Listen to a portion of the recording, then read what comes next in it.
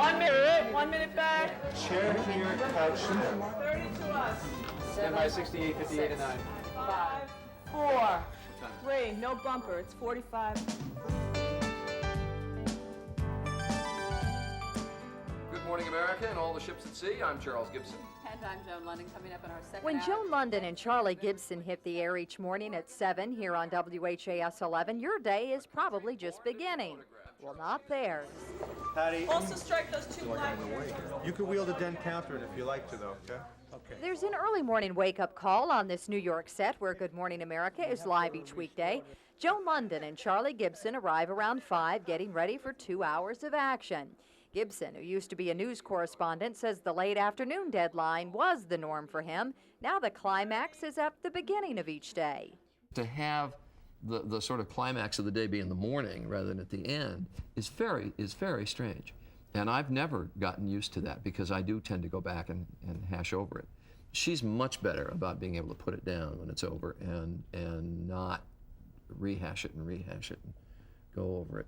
I'm out of here in the morning, and I go off, and I assume my other identity, which is just carpool mom. 2 minutes, we have to keep home base cleared.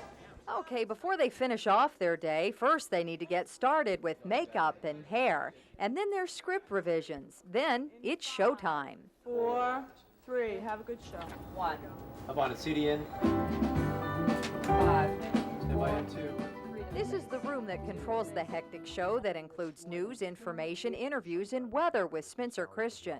That's a look at the national weather picture. Here's a look at the weather where you are. We were amazed at all the movement on the set during commercials and even when the show was on the air. It's something Gibson and London have gotten used to. People are always amazed at kind of what a well-oiled machine it is, that everything totally moves around in between segments. It's like bumper cars. Yes. As long as you stay out of the cameras that are moving around the But we studio. somehow always know which ones are going to go where so that we don't get hit too often. That's right. That's right. There was that incident where you got knocked down. But He's joking, of course. Tom, could you just sit on the end and everybody else move on? Live guests are ushered in and out. On this day, Charlie Gibson was interviewing several teens on high school violence. Fashions, and joining us this morning is Hubert de Givenchy. Nice to have you back with us again. Thank you. Good morning. Then later in the show, Joan London interviews designer Givenchy about a new line of clothing honoring Audrey Hepburn.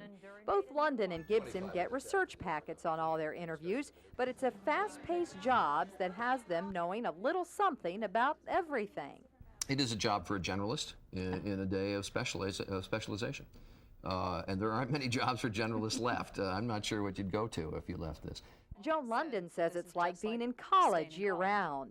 You just do your homework at night, read all the research, and come in the next day and you're tested, except it's you that has to ask the right questions. But it's basically just like staying in school forever, for your whole life. And then Nielsen gives you a grade every That's Thursday. right. That's right. And speaking of ratings, how much pressure is on them to be number one? To them, because in the mornings, I mean, it is very, very competitive. I've never gotten the feeling that anybody throws, ratings out and says, look what you did last week. Never. Really? Never a sense So of if that, we've ever. been behind for a lot of weeks and then we win a week, there's pizza in the office and that kind of stuff. But there's not a sense of programming in order to get ratings, because that's self-defeating. So break out the pizza, because the show continues to be a ratings winner for the network. Rachel Platt, Kentuckiana's News Channel, WHAS 11. Made a big splash. 1 minute back. Chair here, couch there. 30 to us. Stand by 68, 58, and 9. 5, 4, 3, no bumper, it's 45.